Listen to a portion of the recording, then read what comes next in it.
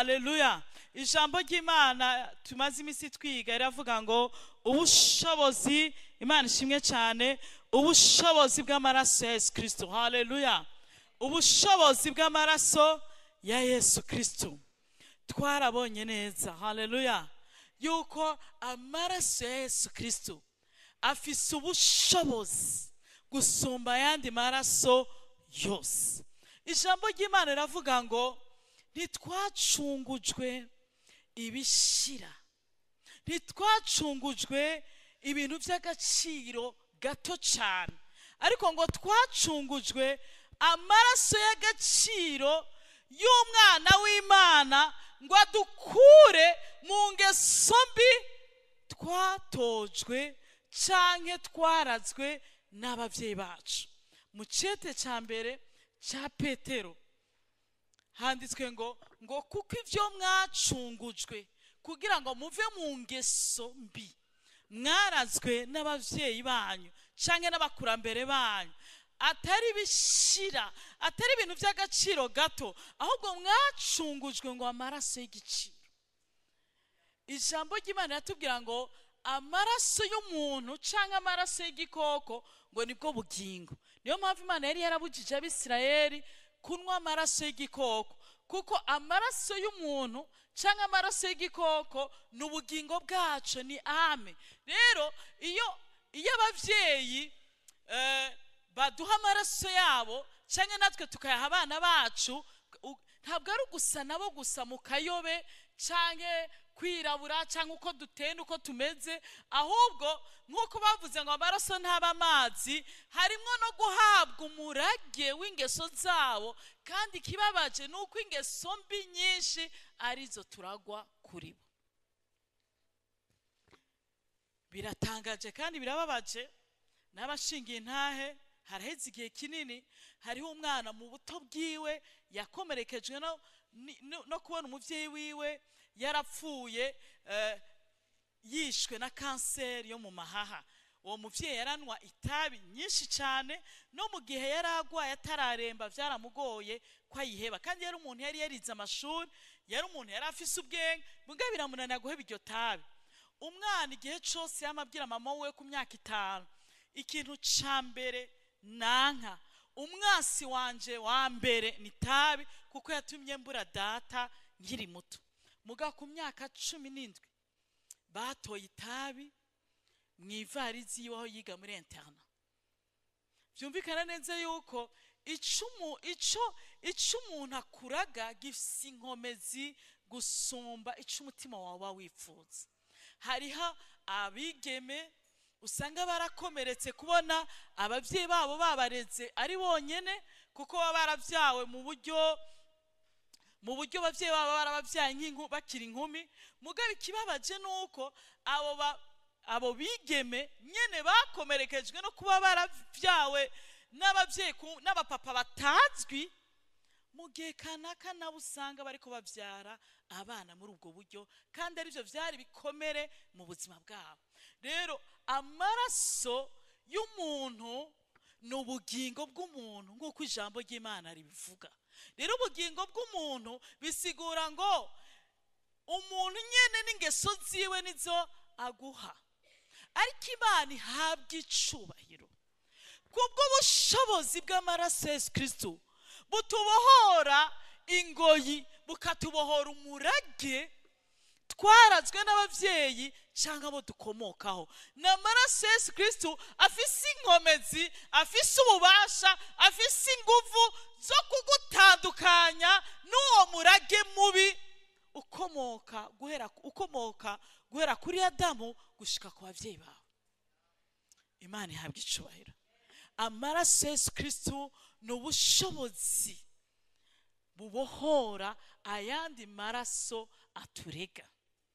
Ijambo ry'Imana riravuga ngo amaraso y'Abeli arataka igihe Kayini yica mwene wabo Abeli. Imana iravuze ngo Kayini mwene wanyu ari hehe? Ngo kuko ijwi ry'amaraso yiwe ririko rirataka. Mu bisanzwe amaraso y'umuntu aseseka w'inzira karengane arataka, ataka kurenganurwa, ataka kwihora, ataka igihano. Yaba amaraso y'inda yakorotse umuntu abishaka, yaba amaraso y'abantu bica akameneka mu muryango, akameneka mu gihugu, akameneka mu ihanga. Niyo mpamvu mu karere usanga amaraso yaramenetse, hama ayo maraso yaramenetse abafise ivyo yishuza, kandi amaraso ahamagara yandi maraso. Ariko Imana ihabwa icubahiro kubwo bushobozi bw'amaraso ya Yesu Kristo, kuko ijwi ry'amaraso ya Yesu Kristo ryo ntirihamagara kwihora. Ijwi ry'amaraso ya Yesu Kristo ntirihamagara kurenganurwa. Ijwi ry'amaraso ya Yesu Kristo ntirihamagara ibihano. Ijwi ry'amaraso ya Yesu Kristo rivuga imbabazi, rikavuga guharira. Ijwi ry'amaraso ya Yesu Kristo rivuga kwiyunga. Ijwi ry'amaraso ya Yesu Kristo rivuga gutsindanishirizwa. Hari ubushobozi mu maraso ya Yesu Kristo bucecekesha yandi majwi yose y'amaraso ahamagara vengeance yaba ku buzima bwawe. Amaraso ahamagara kwihora mu buzima bwawe, yaba ivyo wagizemo uruhara canke abukomokaho bagizemo uruhara. Hariho ijwi ry'amaraso rihamagara imbabazi ku buzima bwawe. Hari ijwi ry'amaraso rihamagara guharirwa ku muryango, rihamagara imbabazi ku miryango. Hari ijwi ry'amaraso ya Yesu Kristo rifise inkomezi, rihamagara imbabazi z'Imana kwihanga no ku gihugu, kuko ayo maraso afise inkomezi. Imana ihabwa icubahiro ku bantu batahuye ubushobozi buri mu maraso ya Yesu Kristo, kuko ubushobozi buri mu maraso ya Yesu Kristo burabohora. Abarundi bamwe baravuga ngo amaraso ntaba amazi, ariko Imana ihabwa icubahiro yuko wanwanye na Yesu Kristo. Niyo mpamvu ushaka kugutumirira, impamvu hataba guhinduka mu buzima bwawe, impamvu hataba guhinduka mu bawe, nuko utaranwana na Yesu Kristo. Uri umukristo w'izina, uri umukristo w'amajambo, ariko injira mu kunwana na Yesu Kristo. Amaraso ya Yesu Kristo aguhanagure, arakubohora ingoyi zose, arakubohora ingeso zose. Kuko mu cete ca mbere ca Petero, kuko ivyo twacunguwe ari vy'agaciro bitubohora ingeso zose twarazwe. Injira mu kunwana na Yesu Kristo, urabohoka we n'inzu yawe. Ayo maraso ya Yesu Kristo, haleluya, aracecekesha ijwi ryose rikurega. Nimba hariho ijwi rya culpabilité, kubo wishe, kunda wakoroye, kuba wicishije, nimba hariho amaraso aturega mu miryango yamenetse, kuko amaraso y'abantu ahamagara yandi maraso. Nimba hariho amajwi aturega mu bihugu vyacu yasesetse, uno munsi ariko ahamagara yandi, ariko ahamagara kwihora. Abarundi, abana b'Imana, nubwo yoba ari wowe nanje, nubwo twaba turi batatu, tukareka kuba abanyedini no kuzura idini, tukakira Yesu nk'umwami n'umucunguzi, tukanwana nawe, tugahamagara amaraso ya Yesu Kristo yovuga ibyiza, kuko yo yavuga ibyiza gusumba y'aberi. Yo yavuga gutsindanishirizwa, avuga kuba justifié, yo yavuga imbabazi. Niyo mpamvu amaraso y'abamaratiri atigeze azana kwihora. Niyo mpamvu amaraso y'abamaratiri atigeze azana igihano. Aho amaraso y'umumaratiri yameneka, havuka ishengero, hakavuka imbabazi, hakavuka ikanguro. Kuko abamaratiri bari baraviduwe amaraso ya kameremere, bari baranwanye na Kristo, bakira amaraso ya Yesu Kristo. Rero amaraso y'abamatiri yaseseka bahogwa izina ry'Imana, yari amaraso y'umugisha aho yameneka hose. Niyo mpamvu amaraso ya Stefano, igihe bamutera amabuye, umugabo yitwa Sawuli niwe yarafashe impuzu gutya kanagiye, ariko kuko hariko harameneka amaraso y'umugororotsi y'uwanwanye na Yesu Kristo, inkomezi z'amaraso ya Yesu Kristo zatumye na Paulo aba umwe mu ntumwa n'abandi benshi. rero amaraso y'abagororotsi ni amaraso y'igiciro. Imana ihabwe icubahiro. Amaraso ya Yesu Kristo afise inkomezi n'ububasha, kuko niyo yonyene akuraho icyaha c'abari mw'isi. Amaraso y'imyagazi y'intama yahwamika uburake bw'Imana, amaraso y'amapfizi, amaraso yo mw'isezerano rya kera yari amaraso ahwamika uburake bw'Imana, yari amaraso n'ivyo atanga imbabazi, ariko ntiyakuraho icyaha. Ariko amaraso y'umwagazi w'intama utagira icyaha niyo yonyene yabaye akuraho icyaha c'abari mw'isi. Imana ishimwe cyane. Uyu mwanya tugire turabe ibintu bibiri, tuzoshishikara ku munsi wa kane. Imana ishimwe cyane. Gute amaraso yose ya Yesu Kristo yamenetse yatubohoye. Ni gute amaraso yose ya Yesu Kristo yamenetse yatubohoye. Unyemerere ndakubwire yuko Yesu Kristo yari umwana w'Imana. Rero amaraso yose yamenetse ku mubiri wiwe yari amaraso abohora wowe nanje. Imana ishimwe cyane. Amaraso ya mbere yamenetse ni amaraso Yesu yabize icuye c'amaraso i Getsemane. Reka dusome mu butumwa bwiza bwa Luka igice ca 22 umurongo wa 44. Arushirije kwicwa n'umubabaro, ashishikara gusenga cyane. Unyemere ndakubwire hari ubushobozi mu gusenga. Imana ishimwe cyane. Ashishikaye kwicwa n'umubabaro, acashishikara gusenga. Ico gihe icamutera umubabaro cyari giki? Yari katakamba avuga ngo data, nimba ubikunze, nimba ari ubugombe bwawe, iki gikombe kindengana. Yesu yari imbere ya filme ingene agiye guhagarikwa, gufatwa, bakamuhagarika nk'inkozi y'ikibi, nka kurya umuntu ahagarika umusuma cyangwa umwicanyi. Yesu yari karabona muri ico gikombe ingene agiye guhagarikwa, bagiye kuba arrestation, apana y'umuntu w'umwubaha, ahubwo w'inkozi y'ikibi. Yesu yari kabona mu maso yiwe ingene bazomucura bucuni na buhoro. Uko muvyumva muravyo, upfuni na buhoro nyene uko nyine. Yesu yari karabona ingene bazomucokora. Yesu yari karabona ingene bazomutwenga bakamwimoka cyane cyane. Yesu yari karabona ingene azoja ku musaraba, umusaraba ubambwa kw'ibivume n'amamenje, ariko ari wagiye kujako kandi ari umugororotsi. Ibirego byose bagiriza abamenja, Yesu yari karabona de fausse accusation. Yesu kandi ikintu cyari kimugoye kwihanganira.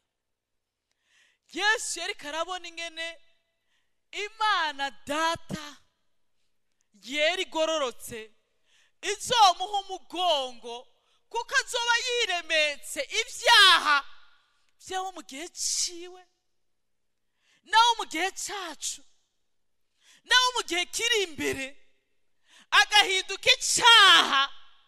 Yari umugororotsi. Hama kuko Imana igororotse ikamuha umugongo, yari karabona ingene ahabwa umugongo na se. Ibyo byose umutima wari ubikunze, imwemu yiwe yari bikunze, ariko umubiri niwashobora kuvyihanganira. Niyo mpamvu Yesu yavuga ngo nk'Imana n'imwemu yarayipfuje kudupfira, ariko nk'umubiri yari yambaye, wumva ibyo byose atobishobora. Mugabo cyari ikintu yategerezwa gukora. Haleluya. Byari bikwiye, kuko umuntu wa mbere ari wa Adamu yagararije Imana mu itongo, kandi agararije Imana mu itongo bica bituma bene Adamu bose baca kure y'Imana. Hari hakenewe Adamu wo hanyuma, ari we Kristo Yesu, yumvira Imana, akarengera ivyo agomba ariko agakora ivyo Imana igomba kugira ngo atwegereze na data wa twese. Ariko ahangana n'ico gikombe kirimwo ivyo agiye kubabarizwa, aho ubugombe bwiwe nk'umuntu w'inyama n'amaraso bugire bwisumete, bugire bucire bugufi ubugombe bwa se, aho agira zane imitima yacu yagiye kure kubera Adamu wa mbere uwo dukomokaho, akatwegereza n'Imana, acatangura kuva ibitonyanga vy'amaraso. Mu yandi majambo, amaraso yamenetse nk'icuya yariko agondoza kameremere kanje nawe, kuko umwasi w'umuntu ntabwo ari bajya mwibaza. Umwasi w'umuntu ntabwo ari na shetani ubwa mbere, kuko shetani akorera mu byo wifuza no mu kameremere kawe. Nta nubwo umwasi wacu akomeye ari isi, kuko isi nayo nyene ikorera mu kameremere kacu, kwifuza k'uyu mubiri n'irari ry'amaso. Umwasi wa mbere w'umuntu ni kameremere. Ariko Imana ihabwa icubahiro, Yesu kwemera ubugombe bwa se, nubwo bitari vyoroshe, kuko impwemu yari bikunze umubiri uremerewe, Imana irungika umumarayika aramukomeza, yemera kunwera kuri ico gikombe. Kuva ico gihe abamwemera bose nk'umwami n'umukiza birashoboka yuko bagendera mu kumvira kose. Mu yandi majambo, umwana w'umuntu donature n'umugarariji, umwana w'umuntu mu kameremere ntiyumvira, ariko uwo mwana w'umuntu nyene kuba atumvira birumvikana, akomoka kuri satumvira, akomoka ku bisekuruza bitumvira, akomoka kuri Adamu wa mbere atumvira. Amaraso ari mu muntu n'ubugarariji, amaraso ari mu muntu ni roberi. Niyo mpamvu umwana n'umwigisha kumvira. Umwana wese atarakizwa ntiyumvira, ndase sishaka, niyo maraso. Ariko wemeye kunwana na Kristo, akamwakira nk'umucunguzi, apana mu masloga, apana mu majambo, akemera Yesu mu buzima bwiwe akamukiza, akemera Yesu Kristo nk'umwami akamuganza. Uwemera Yesu Kristo akanwana nawe, akareka intebe y'inganji y'ubuzima bwiwe akicarika Yesu Kristo, kubw'icyakoretse i Getsemane hari ubushobozi bw'amaraso ya Yesu Kristo bugondoza uwo muntu akagendera mu kumvira. Birashoboka ko wumvira.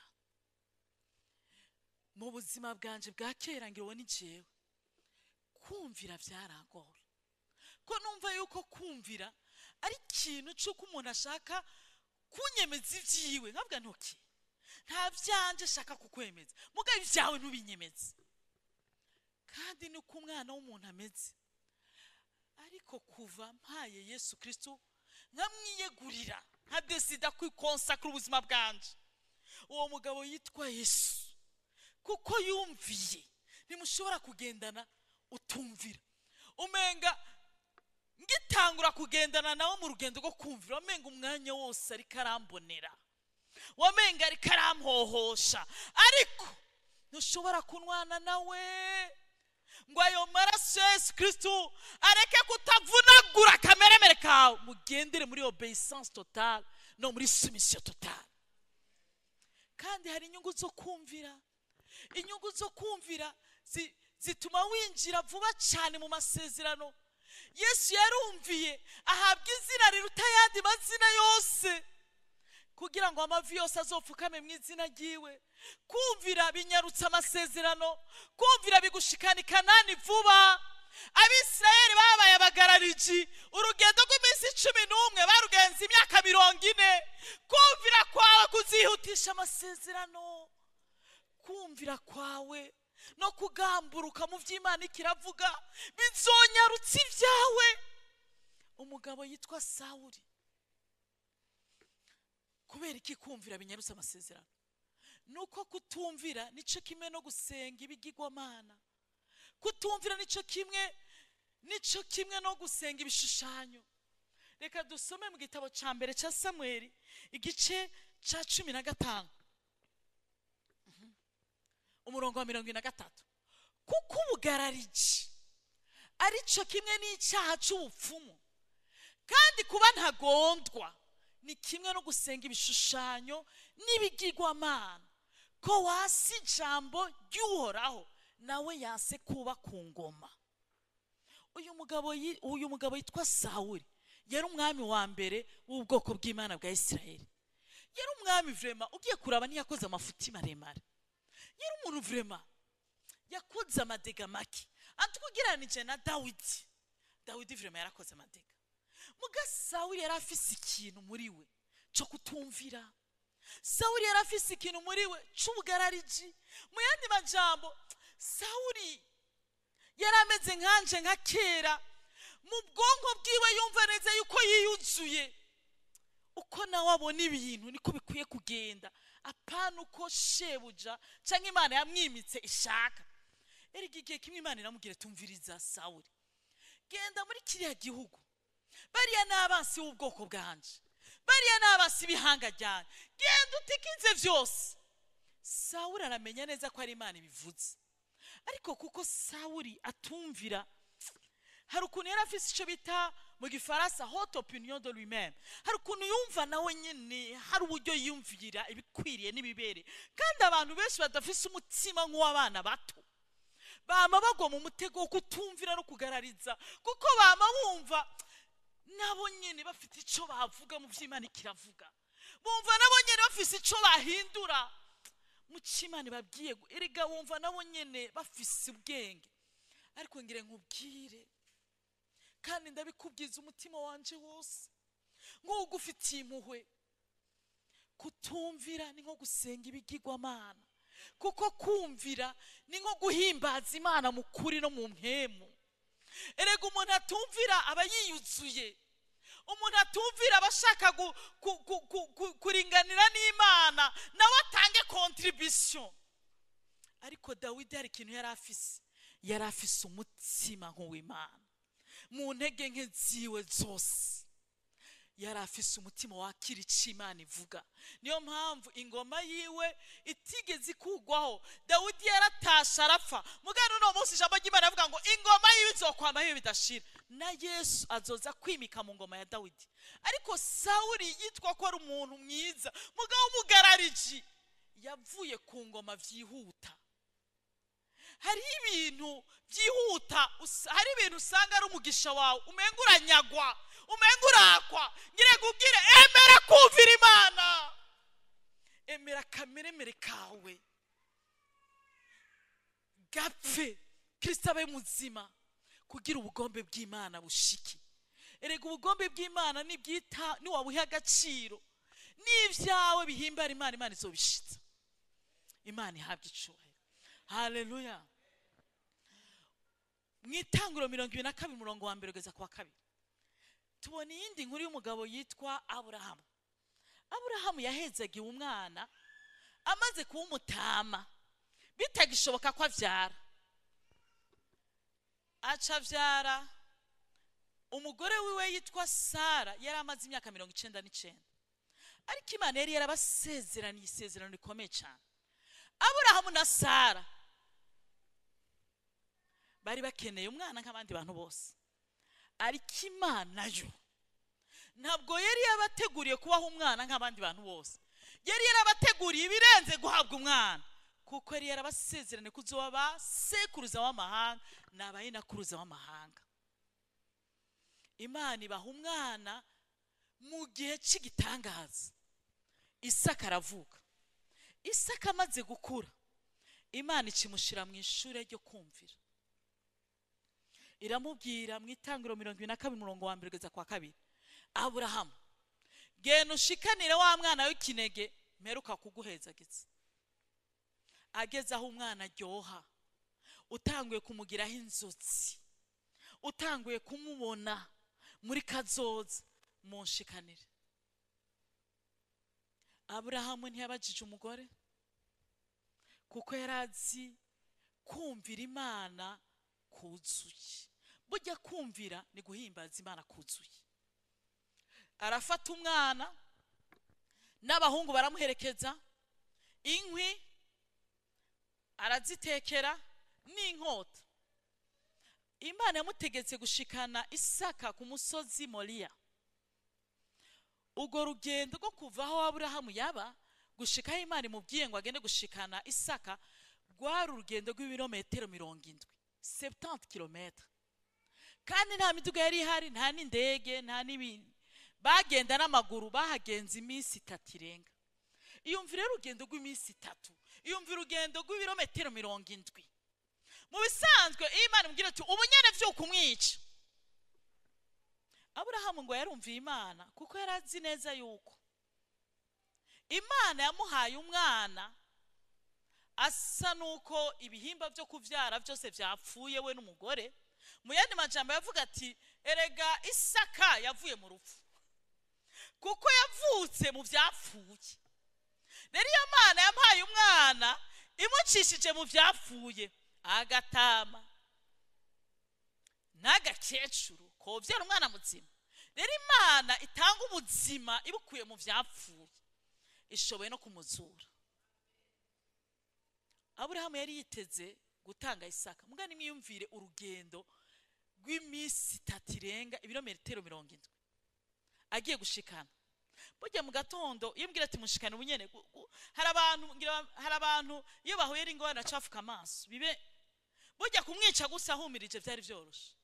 Ariko Imana yateza kumugendesha urugendo rwo kumvira ibirometero 70 mwijoro, yiyumvira ico Imana yamubwiye atabivamo, ku murango yiyumvira ico Imana yamusavye atabivamo, yiyumvira guheba Isaka wiwe. Iyumvire wewe, hari abantu nihere ko jewe imyaka dufise ari imyaka y'inyongera. Uyu munsi imyaka ufise iyo hataba igitangaza c'Imana uba waribagiranwe kera. Nabogerageza kukwibuka bo kwitanya kwigendera. Hariho abantu najewe ndimwe uyu munsi tuba twitwa banyakwigendera, ariko Imana yatwongeye imyaka yo kubaho. Ariko uyu munsi iyo nyongera y'imyaka kuyitanga ngo uyihe Imana birakugora. Ubundi uburi aho abandi bari, nimba wahejeje neza urindirizuka. Mugabe iyi myaka wongeweho niyo kwifata neza no kwiyubuka, kandi warayongewe. Isaka Aburahamu yahawe Isaka yemera kumutanga ari wafise. Hariho abantu uno munsi kwiga kwanyu kuba mwarize amashuri ni miracle. Hari n'abandi mutizi ariko mufise ubuzima bwiza gusumba abizi, naco nyene n'igitangaza. Hariho abantu kuba mufise akazi mukora nayo ni miracle. Ariko ako kazi, ubwo buzima bwanyu, aya mafaranga, ivyo vyose kumva mwabishikanira Imana n'imyanya yanyu bidakunda, kuko ubugombe bwanyu, ivyiyumviro vyanyu, ivyo mushaka birapima, biri hejuru gusumba ivy'Imana igomba. Ariko Aburahamu yarazi neza ko mu gushikanira Imana umwana wiwe afise ariko kumurekipera. Burya Yesu yaravuze ngo ukunda ubugingo bwe bazobura, ngo ariko uburekura ku bwanje azobushumbusha. Ageze ku musozi Moriya ashira umwana wiwe ku gicaniro, afashe inkota ngo amwice. Humvikana ijwi mwijuru ngo Aburahamu, nukoze inkota kuri uyu mwana menye neza kunyumvira. yandi majambo menye neza kunyadoha, menye neza kumpimbaza. Urabona muri kino gitondo hari abantu bavyutse, akabeho kaba kenshi, akavura kaba kenshi, bace bibuka ko iminsi indwi yose bayimaze barusha, bace bifuka barasinzira, ntibamenye neza yuko iminsi yose bavyutse ari inyongera Imana yabongeye umunsi. Hakuza mu nzu y'Imana ngo bahimbaze, ahubwo barushirijeho kwifuka. Hariho abantu uyu munsi babonye imvura, bamenye neza ko amataxi azimvye, baca bavuga ati turasengera muri audio no kuri live, ariko ntibamenya neza yuko amaguru kuba bakiyafise no kuba bashobora kunyagirwa ntibagira amakrize ari ubuntu bw'Imana. Kandi guhereje gushika kwa gatanu aho uzosiba mu kazi kandi uzocegwa. Abanyeshuri muri mwebwe muzogenda mu mvura, kuko muzi ko ubuzi bwanyu n'amashure yanyu ari uburaro n'uburamuko. Mugabo Imana niba hakurangiza amashure, Imana niha agaciro diplome zanyu, Imana niha agaciro ubuzi bwanyu. Kumvira Imana niko guhimbaza Imana mu kuri no mu mwemu.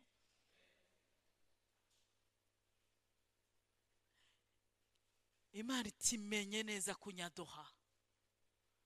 Reka jewe sintanga umwana ngo ndamwisubireko, wari kuca mwishure rya obeissance. Rero menye neza ko wumvira.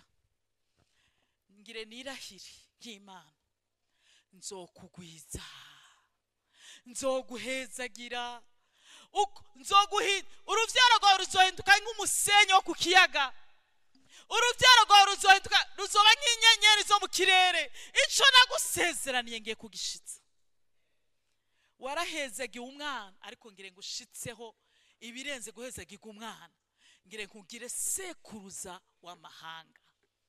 Uyu munsi hari ivyo wahezagiwe n'umugisha, ariko hariho umugambi munini, hariho amasezerano y'Imana uzinjizwa no kumvira.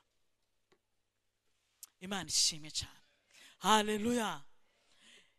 Ahandi hantu Yesu hagira hakabiri amaraso yamenetse, nigihe Yesu yambika urugori rw'amahwa. Imana ishimwe cyane, kuko nta maraso namwe yamenetse kuri Yesu atamenetse kugira ngo atubohore. Kuko amaraso ya Yesu Kristo si amaraso ya Adamu, na amaraso y'umwana w'Imana, na amaraso ari mu bubasha n'ubushobozi. Reka dusome muri Matayo 27 umurongo wa 29. Matthieu 27 verset 29. Batsiba igitsibo c'amahwa bakimwambika mu mutwe. Yesu kumwambika igitsibo c'amahwa, yari amahwa amucumita, kandi kuko yari yambaye umubiri, aho amahwa yamucumita niho amaraso yameneka yaseseka. Kandi byari bikwiriye yuko yambikwa igitsibo c'amahwa, amaraso akameneka ku mutwe, ku mushatsi agatemba, kuko amahwa hari ico vyavuga, kandi ayo maraso yaraje kutubohora. Reka tuje mu Itanguriro 3, Genèse 3 umurongo wa 17.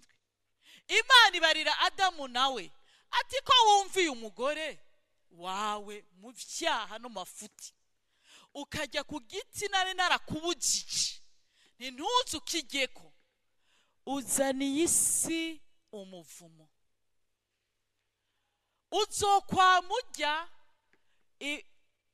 ibirivamwo ubiruhiye iminsi yose yo kubaho kwawe. Ku murongo wa 18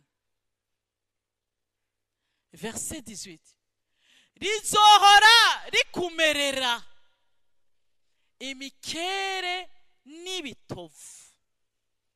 Vyumvikana ko amahwa ni ikimenyetso c'umuvumo, ni gucuruza amata mu bwizigirwa, ariko ibihe vy'amata aracika ukisanga amata yose yapfuye. Ni kuguruza busheri ahantu bakunda inyama kandi bafise abakiriya, mugaye ibihe bigatuma busheri amafrigo yawe n'amakonjerateri yawe apfa, urudandaza rugahomba. Amahwa ni kwiga amashure neza kandi ugashiramwo inkomezi zawe n'ubwenge bwawe, hagera kuyarangiza ukagwara nturangize. Amahwa ni kuronka akazi keza, ugakora witanga, ugakora wiva inyuma, warindire promotion, ahubwo hakaboneka ikikwagiriza kibi bakagukata nawe wemewe n'abakwemereye kuguhemba, canke ukamara igihe udahembwa. Amahwa ni kuvunika, amahwa ni kugira ubuzima buhanda, amahwa ni kugumigwa. Ariko Imana ihabwa icubahiro. Haleluya. Hari ubushobozi mu maraso ya Yesu Kristo. Icatumye Yesu yambara igitsibo c'amahwa, kuko ikintu le travail, igikorwa c'umuntu nico kimuhesha icubahiro. Icatumye Yesu atambara urugori rw'icubahiro ariko akambara igitsibo c'amahwa, kwari kugira ngo imivumo yose twavumwe muri Adamu tuyicungugwe. Kuko ijambo ry'Imana riravuga ngo nous avons été rachetés de la malédiction d'Adam. Twacunguwe imivumo ya Adamu et nous sommes entrés dans la bénédiction d'Abraham muri Kristo Yesu. Niyo mpamvu ndavyizera, nubwo ibihe bitoba ivyoroshe, nubwo abantu batokumenya ingene ukora ngo baguhembe neza, nubwo ibintu vyoba bitoroshe, niwarondera icubahiro c'Imana ukitwararika ubwami bw'Imana no kugoroka comme priorité, amahwa azova mu buzima bwawe. Erega ubwo bwami bw'Imana nibwo butubeshaho. Wowe gute ushaka ko Imana iguhezagira ariko hagati aho ntuhe priorité ubwami? Niwaha priorité ubwami bw'Imana n'ukugororoka, ico Yesu yakoze mu kudukuraho imivumo yose ya Adamu, ubushobozi bw'amaraso Yesu Kristo buzokubohora ingoyi zose. Birashoboka kuroranirwa mu gihe kitari cyo kuroranirwa, birashoboka gutera imbere mu gihe kitari cyo gutera imbere, birashoboka kuhezagirwa mu gihe kitari cyo guhezagirwa. Komeza kumvira uwo mugabo w'abagabo, komeza kugendera mu bugombe bwiwe. Hariho intahe muri no misi kuva dutangiye 21 jours, dutanguye kumva intahe z'ivy'Imana ikirakora, kandi Imana ihabwa icubahiro. Ikeneye umutima uciye bugufi, kuko umutima uciye bugufi niwo Imana inyotera. Biravuga ngo umutima ujanjaguritse ntizowirengagiza. Hariho umwana umwe mu bana babaye muri iri shengero, yigeze kundondera arambwira ati jewe ishure nize numviye Imana, kandi nagize nibaza ko numviye Imana, hama nje hani Bujumbura ndagendererwa. Ico gihe yarakijijwe ahantu, yarafise ahantu asengera ruguru, kandi hari haramubereye umugisha mu buryo bukomeye cyane. Ariko ageze hani Bujumbura, Imana iramugendera iramubwira ngo muri rirya shengero rya Abundant Life Church munyumve neza, siriko nkengera ayandi mashengero, umuntu wese hari ikibanza Imana imushakaho kandi kirimo ivyiwe n'umugisha wiwe. No kuba muri kino kibanza Imana itagushaka nta mugisha uharonka, ariko uraho Imana igomba uharonka umugisha. Imana iramugendera ati muri iryo shengero rya Abundant Life Church hari ivyawe, hari umugisha wawe, genda. Acaraza arahateba, inyuma y'igihe arakigwa. Mugabo kubera yaba mu muryango w'abakozi b'Imana bafise n'abirindi shengero, barambwira ati ibintu vyumvikana, kandi mu vyumvikana vyumvikana. Ukwiye kugenda ugasanga abawe mu ishengero ryabo. Nanje ndamubwira nti umvira bantu b'Imana, kumvira kurimo umugisha, umvira basange. Ariko arambwira ati ariko hano hantu hari ikintu nego Imana izovyoroshe, nimbera bivuze jewe ndaguha ikaze, aho uzoshakira hose ndahari. Kandi muri kino kibanza igihe cyose bitazoba bihwanye n'amakoraniro y'ahuri uzoze. Hari byinshi twavugana, yarageze kubaka nkuko yabishaka, nkuko yavyumva, yarakene guhindurirwa akazi, turasenga tugira ama deliverance n'ibindi byinshi. Igihe kimwe arambwira ati jewe kumvira biranse, garutse nti uko nyene ndamusengera. Umunsi umwe aza ngaha kwa kane, atanumwe yavuganye n'uwundi, ati sindondera umuntu ngire ndondera Imana, nta kindi kinzanye nje kudemisiona akazi, ndarushe ndaremerewe kwama misi yose ndi iri shengero nyine ryitwa ko ari shengero ry'ubugingo busagutse. Hano nyene niho nje kudemisiona akazi kwezi Imana impaye bisagutse.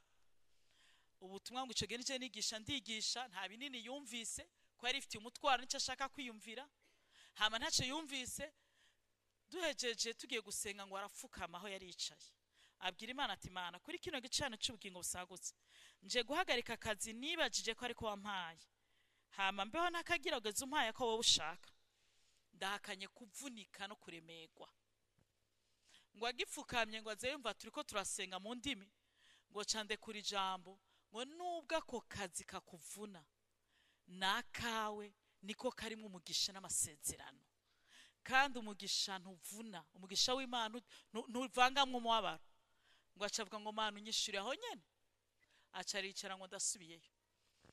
Yaje kunshingira intahe muri ako kazi nyene, niho habonetse opportunité ije imusanga muri ako kazi, idaciye ku bantu kuntu, ije mu buryo surnaturel, ya bourse yo guca master, ari organisme yibaha ya Union Africaine, bazorihigwa itike z'indege, ntibazozironderera, bazigishwa ku buntu, ariko aca master, azongera anahembwe bamuprene en charge. Aravuga ati ndashima Imana ko ntagize mariage, kuko iyo bourse nta nari kuronka, nari kuba nibere mu bindi. Icaka ndashima Imana muri ako kazi nyene, kuko ariko kavuyemo umugisha. Hama ndashima Imana ya hano ko itembesheje, ndinde kugira nige mu mahanga, ndinde kugira nce master muri university c'est accreditation au niveau international, ndinde mvuka he kugira ibintu byose byegerane, ko atama pista tabiturira atanabo twivye. Ndi umwana w'Imana. Unkundire ndakubwire no jambo, icatumye Yesu abambwa ku musara kwari kugira ngo imivumo yose tuveko. Ariko uyu munsi unyemerere, Imana nishaka kumweranda, ariko Imana yarungitse umwana wayo kugira ngo umwakire nk'umukiza, ariko kandi umwakire nk'umwami. Emera kurongorwa n'umwami Yesu, murekere vora y'ubuzima bwawe. Nivyo uraza ubwenge bwinshi, nivyo uriyumvira byinshi, mugaraba neza kwiyumvira kwa cyane kwa Bisirayeli kwabatebeje mu gihugu kwabatebeje mu bugaragwa nibashika amasezerano. Ariko emera ube nk'umwana muto, imikere n'amahwa birangire, winjiye mu byasezeranwe. Itwararike ubwami bw'Imana, witwararike no kugororoka. Dawidi yari umunyantege nke, kandi yarafise namwe mu yera birumvikana muri we. Yakoze amakosa menshi cyane ashaka kuvuga, ariko yarafise ukuntu yigarura agaha icubahiro Imana. Umunsi yabona ikiza giteye igihugu, yagiye gutanga ikimazi. Uwo agiye gusaba itongo yitwa Arawuna, aramubwira ati mwami ndaguha itongo ryanje byanje n'ibimazi utanga eregura umwami. Dawidi aravuga atoya sishobora gutangira Imana ikiguzi ikimazi kitagira ico kinkehesheje. Nivyo Dawidi nk'umunyantege nacumura. Dawidi nk'umunyantege nk'umwana w'umuntu nakwegera ivyago urugo rwanje n'umuryango wanje n'igihugu, ariko Imana iguma ari Imana. Sinshobora kutayadoha mukuri. Ibinyagiriza ni vyinshi, ariko Imana ni Imana iragororotse. Reka gumya ivyawe, ndatanga ikimazi kigira ico kinkesheje. Acatanga ibimazi kugira ngo ababarigwe mu gihe c'isezerano rya kera, no kugira ngo igihugu cabo gikire. Aho yatanze ikimazi ni naho Aburahamu yatanze umwana wiwe, kandi aho yatanze ikimazi niho ni ku misozi y'Igorogota, aho Yesu nawe ubwiwe yatanze ikimazi ciwe. Uyo munsi nimba uyu munsi turi abana w'uwo mugabo, nimba turi abana bisumba vyose, nimba uwo mukomanda mukuru, uwo mujenerali mukuru ari uwacu, ari Yesu Kristo, kuki tutinjira muri komandoma yiwe? Erega hariho amasezerano akurindiriye. Ntabwo Imana yaguhaye ubuzima kugira ugire mariage. Ntabwo Imana yakubeshejeho kugira uvyare abana gusa. Ntabwo Imana yaguhaye kubaho kugira ngo ugende amahanga gusa. No, mbega Imana yoba yarandemye kugira nubake amazu, ngira imiduga, mbe umutunzi akomeye. Icatumye uremwa n'icatumye je Imana indema, nuko ishaka ko dukorana nayo, nuko ishaka ko tuyimara ubukene, kandi iriteguye kuduhezagira ku bwayo. Erega iyo umaze gukorana n'Imana uca uhinduka umu associé hamwe nayo. Niyo mpamvu hariho n'abantu bitwa ngo n'abapagani mu bihugu bakuze, bayinakuru na basekuru bubaha Imana bagatinya Imana. Nuno munsi hari ibikorwa byiza bagikora kuko bazi ko ari Imana yababeshejeho. Ariko iyumvire twebwe, ibihugu vyacu, bamwe muri twebwe abavyeyi bacu batanze ibimazi vy'inkoko. Inkoko nziza bazihaye abapfumu, izindi baziha ibicaniro, ntibanaziriye fu banazirira. Ibimazi, impene nziza bazihaye abapfumu, intama nziza bazihaye abapfumu, amafaranga y'agaciro bayahaye abapfumu, ayandi bayaha ibitagira ikimazi.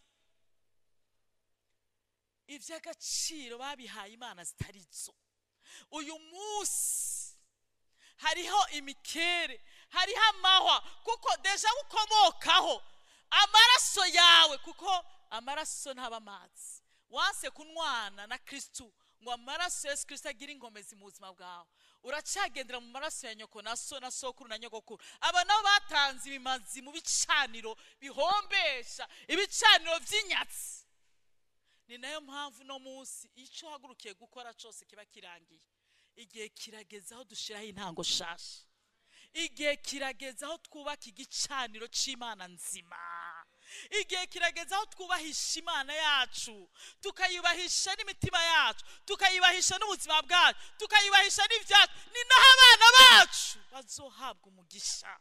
Bantu b'Imana, ntabwo ivy'umuntu, ntabwo jewe nshigikiye yuko abanebwe bavuga ngo abikundi bahera mu itiro. Hariho abarokore batakora ngo abikundi bahera mu itiro. Iyo verse nanje ndayizi, ariko umenye neza ko mwitanguriro 2:18 igihe Imana yaremye umuntu ngo yamushize mu itongo ngo aririme yongere aribunga bunge. Bisigura ko gukora si umuvumo, ahubwo gukora no kuronka ico ukora ni kimwe mu migisha Imana iha umuntu.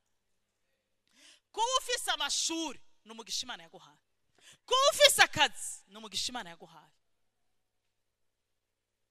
Ariko bamwe muri twebwe ubwo buzi bwahindutse Imana, aya mashuri ahindutse Imana, kandi abandi nabo ntibakora, bakeneye ko vyizana.